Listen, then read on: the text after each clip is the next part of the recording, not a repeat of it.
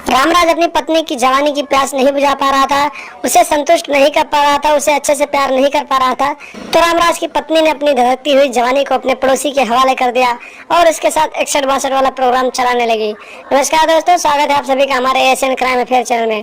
दोस्तों, Asian crime affair channel को आप सभी सब्सक्राइब कीजिए, वीडियो को लाइक कीजिए और वीडियो को ढेर सारा शेयर भी कीजिए। दोस्तों चलती जवानी और धधकती हुई एक कहानी उत्तर प्रदेश के बाराबंकी जिले से सामने आई है, जहां पर एक सुनीता नाम की बेहद ही खूबसूरत महिला रहती थी, जिसकी उम्र लगभग 35 साल थी और उसके पति का नाम रामराज था।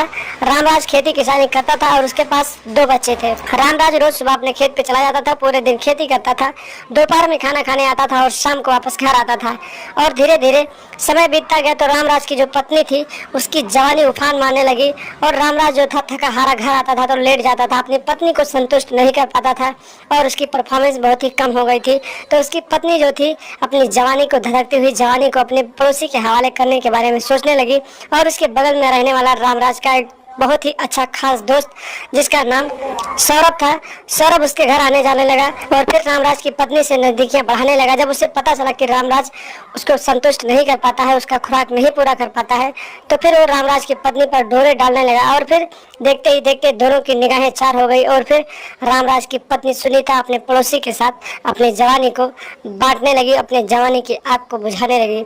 इसी तरीके से इन दोनों का ये कारनामा लगभग 3 महीने तो चलता रहा। रोज रात को जब रामराज सो जाता था तो रामराज की पत्नी अपने पड़ोसी को अपने घर में बुला लेती थी और फिर एक दूसरे कमरे में जाकर अपना गेम बजवाती थी।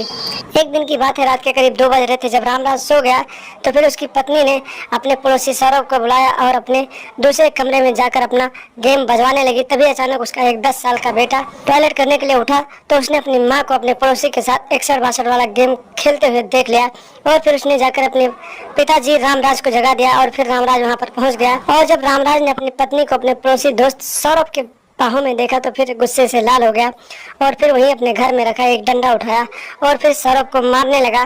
डर के मारे सौरभ वहां से फरार हो गया और फिर रामराज अपनी पत्नी को मारने पीटने लगा और फिर उसके साथ जोरदार तरीके से 61-62 वाला प्रोग्राम शुरू कर दिया और बोला कि तुझे संतुष्टि चाहिए ना, ले संतुष्टि करता हूँ। जोरदार तरीके से उसके साथ प्रोग्राम चलाया और फिर सो गया। जब सुबह हुई तो रामराज थाने गया और अपने दोस्त सौरभ के खिलाफ अपनी पत्नी के साथ जबरदस्ती दुष्कर्म करने का रिपोर्ट दर्ज करवाया और पुलिस ने सौरभ को हिरासत में लिया और फिर आगे की कार्रवाई करने के लिए जेल में डाल दिया।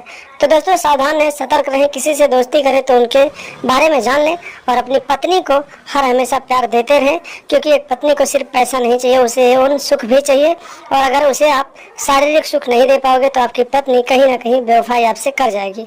तो सावधान रहें, सतर्क रहें और अपनी बीवी बच्चों का ख्याल रखें और ऐसे दगाबाज दोस्तों से दूरी बनाकर रखें और लगातार हमारे साथ बने रहें। हमारे चैनल को सब्सक्राइब कर लें और हमेशा देखते रहें एशियन क्राइम अफेयर।